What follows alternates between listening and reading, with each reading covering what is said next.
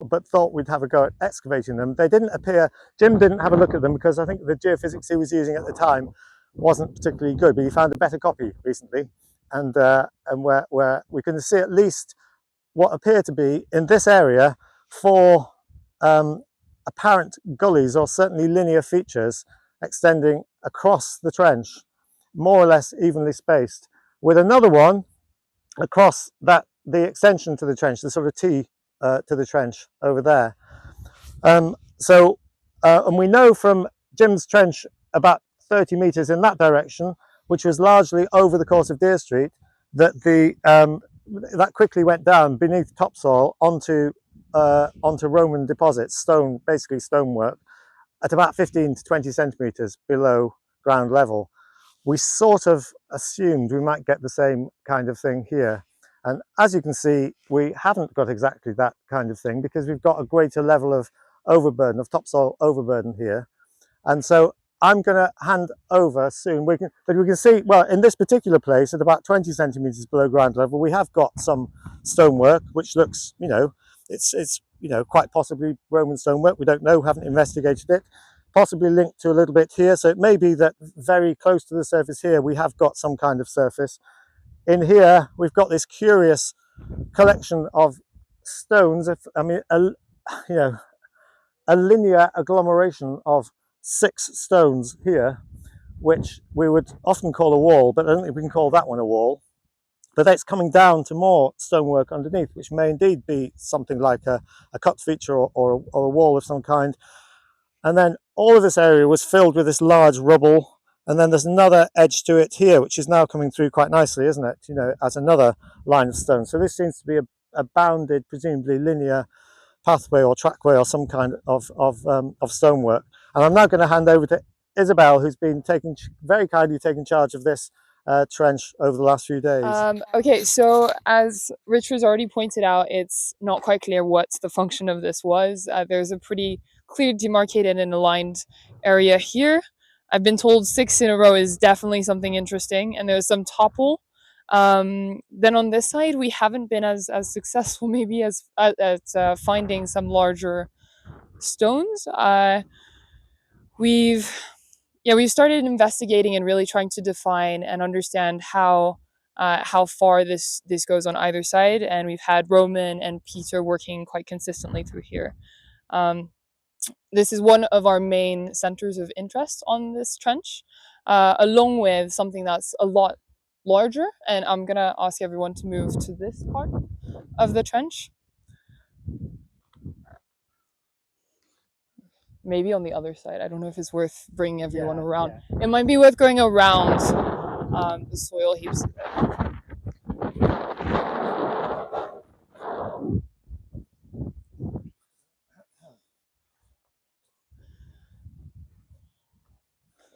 So we're really excited because we're finally getting beneath the topsoil. So we're getting to some archaeology. This area here had a larger and more dense concentration of larger stone. So initially this was conceived as potentially related to the road. And then what James Jarrett essentially thought was more of a ditch before we've now find some sort of surface. And this continues on until we think all the way along here.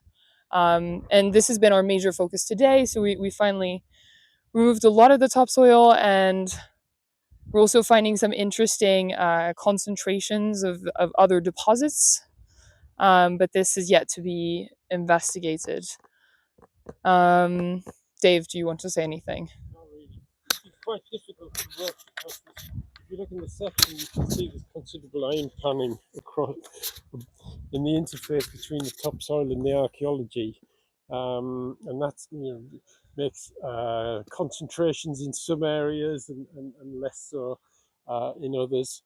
We can definitely see some kind of a linear thing coming through here, but I mean, it's early days yet, so we're not certain what we're dealing with. I think we have to look at this trench as an evaluation. and if there was nothing here, we'd have finished by now.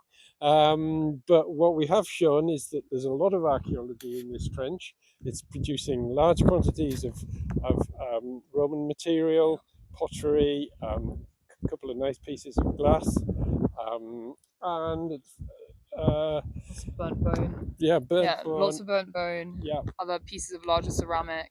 yeah.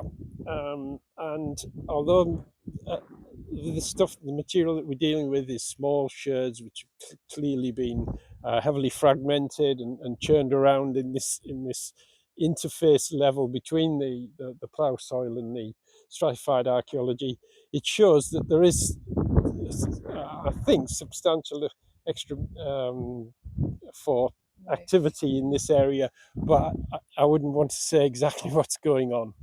And Katie had an interesting idea that this may be a very broken road surface coming along here, which has been highly churned up and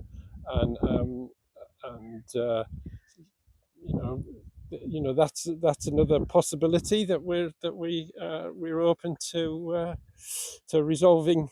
And there's another week on it, and hopefully by the end of that we'll have a few more answers than we have at the moment. Okay, well this is trench 4 and we're looking at this very long revetment wall that we exposed last year. It showed up on the geophysics. We had a trench running last year under your feet there for at least another 10 meters. We didn't find the end of it. It was rebuilt at the far end and had a drain through it, but it was extending beyond the section edge for well, at least several more meters that way. So we've extended this way and we found the corner of it here and a large drain running up and some kind of platform surface running behind it. So the front of it is battered back. It's clay bonded. It looks like we've had partial collapse in the corner because the joint is straight. It doesn't overlap. The joints further this way do, but in the corner it's a straight joint. That might be explained by what Chris is digging in here, is at the end of the drain there's a lot of slumpage and there's a ditch of sorts. It's quite wet and it may have just been too wet at the end and the wall could have slumped in. That's the best we can do at this stage, but we need to excavate more back to have a better look to see if there might be a perpendicular drain running out the front of this that this drain feeds into. So that's something we can look at. The top of this platform, we're not quite sure what its function might have been. We have got the extent running to the east, at least, where we found an edge. It may have been demolition, but that surface, but it doesn't look like there's much beneath it at this stage. So some kind of roughly leveled platform. We'd love to think it might be the referred to ballistarium, but in reality, it may well be for all kinds of purposes, wagon parks, anything. We're not sure yet. It does seem to extend platform running that way as well. Now, along that side as well, there does seem to be redeposited clay slumping down. That may be the remnants of a rampart that has slumped. And this may indeed have been put on to support that earlier rampart. And in fact, if there were ditches in here, it may go with this, but it may go as a defensive ditch. We know there were 7 on the north side of the fort, so they may have had defensive ditches here, it's very likely. So we're still not entirely sure. So if we move up anyhow onto that part of the site,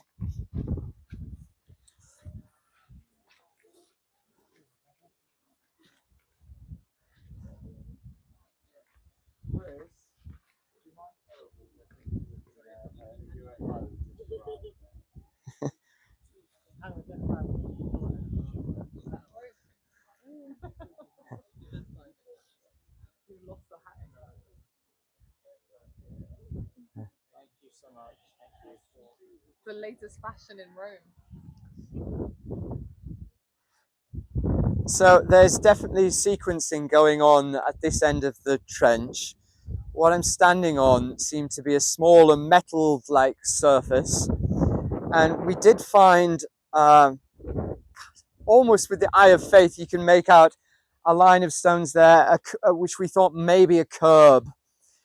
There may be remnants of a curb along here, so this may have been a trackway at some point.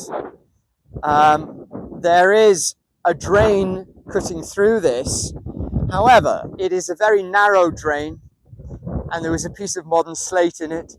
So I suspect this is a post-medieval drain, and it cuts through the surface, and it also cuts through what I think is in situ Roman blocks. Here there's some kind of feature, a wall here which is offset there, running along, turning up there, that we're just coming onto now and trying to define its extent. So there's things going on. Last year when we had a trench roughly under your feet there, we did find more of a wall, and we weren't sure what was going on then either, but we've got seemingly at the same on the same alignment here. So it could be something, could be another building, who knows, but it's underneath this track surface, which may or may not be Roman. So that's basically where we are in this trench for now. So shall we move down onto trench 2 next? So this trench is defined by two main structures, and we knew they were here before because we've excavated parts of them before. The first is a building, a rectangular building, which is, and we're looking at the east end of it. So that's the north wall there, and most of you have seen this many times before, but it's much more visible now. The east end of the building is here, and the south wall is here. And we've seen this before, and it has this bread oven, one of two actually, punctured through the south wall. We think it seems to be punctured through, so it's not a primary feature of the wall, but it probably originated fairly soon after the building of the wall, because it's the floor levels. It has a floor level at the same level as the floor of this building. So we're now taking down. We've seen small parts of the floor of this building before, but we wanted to see more of it. And we wanted to see more of its walls, because there were certain features in the walls, like probable drains. We don't know, we think we're at ground level here, so it's probably a drain rather than a vent or something like that. The floor structure itself is beginning to come out. We're down to the floor level, but not yet into it. So the floor is comprised of these slots in the clay. Whether it's natural clay or redeposited clay, we don't know, but it's a proper clay. You can see the way it's cracking, and we've got these lines, these essentially slots, which are in most cases filled with stones, and the stones are so they're probably floor joists. And I think one found last year did have timber in it, but most of them seem to be slightly raised by these stones, probably as an attempt to keep the floor a bit dry, keep the floor joists a bit drier. So it's a timber floor. There's a possible entrance to it here.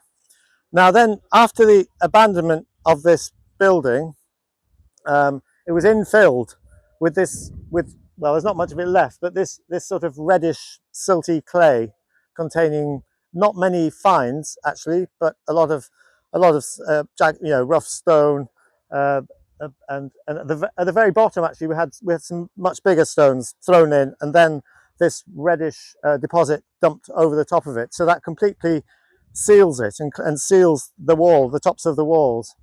And then above that are successive layers of cobbling, and we're down to about the third layer in this. So we're now digging a sort of sample trench through that inspection trench through that cobbling, and we've chosen the position for the trench to be aligned with and centered upon an extension to the north wall, an eastward extension to the north wall. So the return of the building is actually is actually here, but this wall then extends that way towards our big defensive wall, which is the other main feature of this trench. So huge area of cobbling, at least 4 courses deep, some of them fairly irregular, so there's been patching in it, but it's very, the top layer of cobbling in particular is very dense and, you know, very deliberately and very well made. What this area was used for, we know not, but answers on a postcard, please. Any suggestions, welcome. Tony. So the other, and there are a few flags, whether there was a full flagged or even a partial flagged surface at some point is hinted at by these few surviving flagstones, but we can't say more than that. So the other main feature of this trench is this very, very thick, very wide, well-constructed defensive wall made out of well-dressed, well-shaped Roman, sandstone blocks quarried locally. We've seen that before. In some places, way over to the north there, we saw that it was faced only on this side, which is the outside, and it wasn't faced on the inside, but seemed to be backed by a turf rampart. But when we looked at it just over here, just more or less where you're standing last year, just under the spoil heap, it was faced on both sides, but not very well faced. This year, we've come across a section which is beautifully faced on both sides, and it has an offset on this side, a much smaller offset above the foundation course on the inside. Some of the cobbling in this for this surface certainly comes up to the wall, and you can see the level of this wall here seems to be much lower. It seems to be going under. I mean, even the top of this wall, this destroyed wall, is going under the foundations of the big defensive wall. So we can get some idea of phasing, which is what we wanted to do. This is the purpose of digging this trench, to see what happens as this east wall goes towards the defensive wall, as this north wall of the building goes towards the defensive wall, and to try to get some idea of phasing therefore. So it now looks like the outer enclosure, outer defensive enclosure within this within which this sits, is the earlier of the two, and this big defensive wall forming a smaller enclosure probably came later, but there's a bit more to do on that. And what we need to do now is to take off this final layer of cobbling in this sort of sample slot and see how the extension to this to the north wall of the building, how it relates precisely to that defensive structure. Ideally, it will go straight underneath it, and all our problems will be solved in terms of phasing. And the main reason for digging for opening an area here inside the building is to get some absolute dating, because we've got loads and loads of pottery from this site, we've got loads of coins, we've got loads and loads of goodies. It's all great, but none of it really tells us about these structures, and these are the important things really. Most of the finds that we've got are from that grey deposit in the section there, which is essentially midden deposit, which covers redeposited midden, which covers the whole site upon this cobbled surface and goes over all these walls and everything. So it's great that we're getting a lot of material from that, and some of it can be really interesting and really useful. And if we found some definitive 4th century material, that would be great, because that would prove we've got 4th century occupation here, which is otherwise not known. But it doesn't actually tell us about these structures, because it's just either dump within the features or dump over the top of it. So that's what we really need. Ideally we need some coins from the bottom of these slots in which the joists for the floor have been put. Okay, and we can have the feature we're digging now is at the south end of the part of this wall that we've exposed this year, and we didn't expect this, by the way, on the grounds of anything we've seen before, either in the geophysics or in the excavation we did last year or in previous years. But this wall is dipping quite abruptly down and then back up again, at least partially back up again. We haven't exposed it all.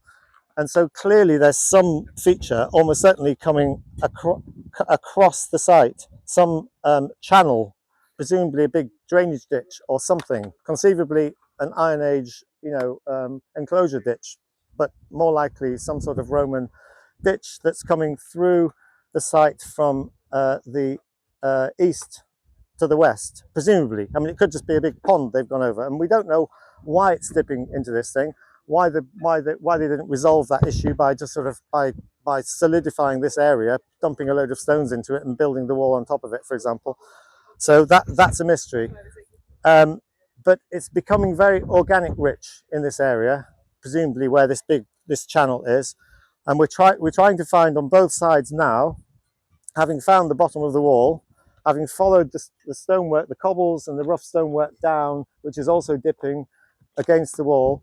We're now working back to see if we can see the extent of that presumed ditch feature or whatever it is in plan before we then attempt to sample it. But the problem is, the great thing about finding organic material is it tells you a lot about, you know, the use of the site and what people were doing here, and provides dating evidence. The bad thing is it's very difficult and expensive to preserve, to analyze, and to get a lot of specialist involvement in examining it. So there's a cost element to this, and we're not made of money at the moment on this project. So we're collecting bulk samples of material from all of this very organic rich deposit. It doesn't seem to contain many finds or artifacts, and not many sort of coherent, solid organic remains. There's some wood, there's some twigs, there's some wood, not a lot of worked material so far, but we have come across, as I'm sure you've all realised, and Luke will explain, a shoe. And where can you point to the position of the shoe? Just down here, just below the water line, where it's been found. As it's been in the organic layer the whole time, it's been, since it's been put there, it's been in the water, it hasn't had the ability to degrade. So now that we found it, it's underwater, but it's still safe right now. So we'll need to get it out, get it into a bag with some water, and then keep it all nice and safe. And shoes are very common. I mean, you'll have heard of them in particular at Vindolanda, where they regularly excavate organic remains. That's further to the west, just off Hadrian's Wall. And they've got, I was just told, I thought they had 4,000. Tony says they've got 7,000 shoes from Vindolanda now. We have a total of 2 now from this site. Obviously, they're of much better quality than anything from Vindolanda, I joke. And there are also some in not very good condition, sort of semi-desiccated from the 1850s excavations, and they're held in Annexe Castle. So shoes are very common finds, but if we started finding, we don't want to find a lot of them, and we don't want to find a lot of things like leather bags and things like that, which could also be preserved in that kind of deposit, just because of the complications and cost involved. But a small sample of those things is always useful. So at the moment, we're not going to go down any deeper into that material. We will salvage the shoe, but we're not going to go deeper into that material. We've sampled most of what's come out so far, but we now want to expose that area in plan so that we can see, well, to see if there are, or trial it down in plan to see if we can expose the outline, the plan of the feature that this wall is sinking into. Have I missed anything? Yeah, I don't know about that. Well, I don't know in detail. I was informed. There is an animal skull as well in there, apparently. Yeah. It's definitely not human. An animal skull has been retrieved as well. You'd expect that bone. Probably where Helen's left foot is. So you'll notice you get very little bone here because the soil's too acid. Acidic, yeah. Yeah, so it's rotting out the bone. But there's a lovely piece. Most of the top front, probably a cow skull.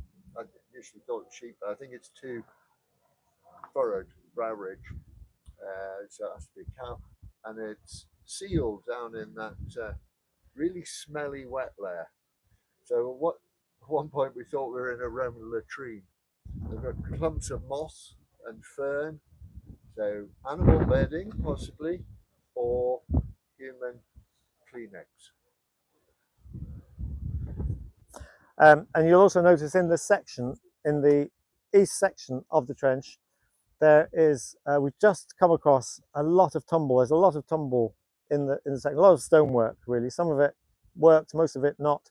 And a fragment of Roman quern towards the far end. Roman, sort of typical military style Roman quernstone for, for grinding corn, which is the first one we've ever found here, surprisingly.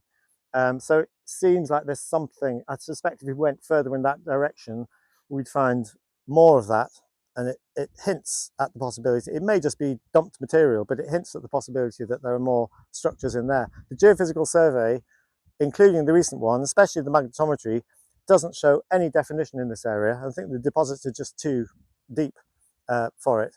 The GPR, ground penetrating radar, shows more, but not obviously, as far as I can see, any clear buildings in this area, even though it goes down to sort of 3 or 4 meters. So that may just be dumped material rather than remains of buildings, or it may be dumped over buildings which obscure the form of the buildings.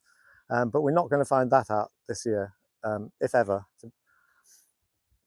All right, yeah. So what are you doing, Ben? I'm attempting to clear the last bit of muck off what looks like a shoe. Oh my goodness.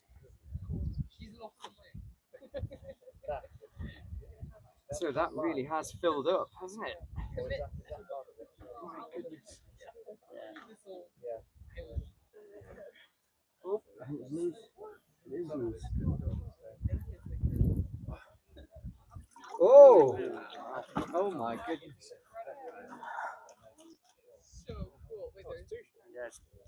I think it's a delaminated Yeah. sole. That's where the hobnails have been. Oh my gosh. So the hobnails are probably still in the bottom of They there. may still well be, yeah. Wow. Turn it back over. That's better than the other one. Yeah, you see the nail holes holding it together. You lift the sole off. Just to see how it's constructed. Wow. Has it got a pointy tip? It's reasonably pointed. Because the other one Still quite attached to that part there. Wow. Yeah. So that's right in the base of the ditch. The internal ditch, right? If it is a ditch. Yeah. It's certainly all waterlogged. Maybe you get some water in that bag. is it still quite pliable? Yeah.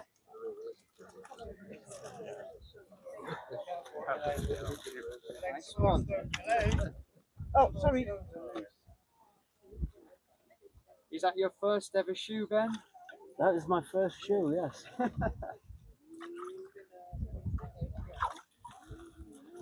Good job.